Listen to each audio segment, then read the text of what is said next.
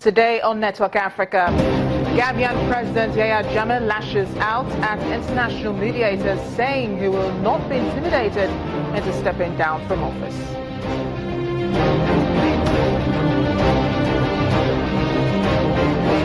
German police are on the hunt for a Tunisian man suspected to have links to the attack on a Christmas market in Berlin. Then extreme temperatures experienced in the Sahara. Instead of the usual hot climates, we see snow-capped dunes. Let's begin Network Africa.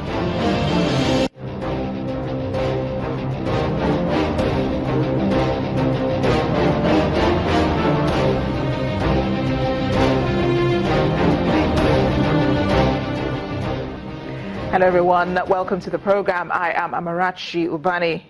We'll start off in the Gambia, where President Yaya Jammeh is not shifting ground on his decision to remain in power until at least fresh elections are conducted.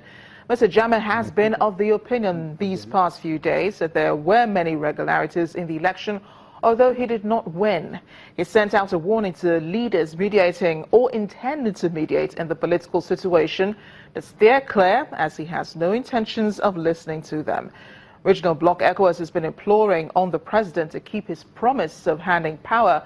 It has said military intervention might be possible if diplomatic efforts fail. The Gambian Electoral Commission has debunked President Jammeh's claims about the election, saying the outcome was not affected by the initial error, and property developer Adama Barrow did defeat Mr. Jammeh. President Jammeh said in a speech to the African Bar Association last night that the West African leaders who came to visit him last week violated the ECOWAS principle of non-interference. He declared himself a man of peace, but not one who would be a coward. So where does that leave the Gambia? Let's get some perspective now legally on this. Joining me now on the program is Chukwemeka Eze. He's a legal practitioner here in Lagos. Mr. Eze, I'm glad you could join us on the program. Thank you. So what do you make of President Jammeh rejecting any form of mediation in the Gambia, considering what's going on? I think Jammeh is on a gamble of his own. Trying to take the provision of the United Nations Charter, Article 2, Paragraph 7, too far. But the current position in international law is that Gambia is a member of the African Charter on Human and People's Rights. Gambia is a member of the United Nations, and Gambia is a signatory to many conventions, treaties that abhor this type of step it is trying to take. It is an action against good governance. It is an action against democracy. And Gambia is not an island on its own. So basically, its actions are against the principles of the Charter of the United Nations.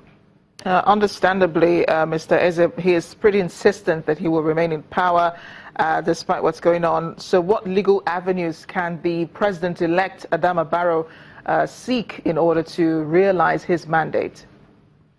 I think international law thrives so much on recognition.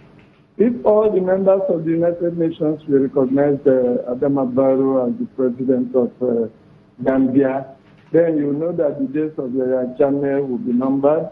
Then Adama Barrow will be in a position to post diplomats to the countries, and those countries will be recognized whoever that Yaya Jammeh sends. Then it will be regarded as a government in exile if Adama Barrow decides to go on exile. I think Yaya Jammeh was really prepared for this. What he is doing amounts to a coup and something against constitutional democracy. I think he wants to go by way of martial law.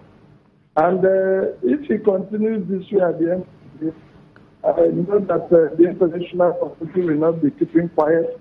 But I doubt whether there will be any direct intervention. I don't, because except for Senegal, because Senegal has so many treaties, bilateral treaties with Gambia. So I foresee a situation whereby Senegal may decide to intervene And Senegal has warned that it may intervene. And Senegal may have may be protected under international law. If the United Nations Security Council under Chapter 7 of the UN Charter finds the action of Yaya Jammeh as an interference toward peace and order. So in that circumstance, we know that any intervention by Senegal, which is neutral neighbor to Gambia, will certainly be justifiable. Mr. Isaac, you're talking about intervention by Senegal, but not by ECOWAS, which has also, like Mr. Jammeh, stood its ground, saying they will recognize Adama Barrow as the president and will be there at his inauguration on January 18th. Basically, ECOWAS can intervene using Senegal, which is one of its members. It can also contribute forces to Senegal, and it will be a multinational force. But I'm saying even beside that, Senegal has sufficient treaties with Gambia to enable it to influence. But ECOWAS on its own, I doubt whether they will be able to form the multinational force that can attack Gambia. So I don't think ECOWAS should go in that direction. The Senegal, maybe on the mandate of ECOWAS, on the mandate of the United Nations Security Council, can intervene in this circumstance. Mr. Chukwemeka, I really appreciate you joining us today on Network Africa.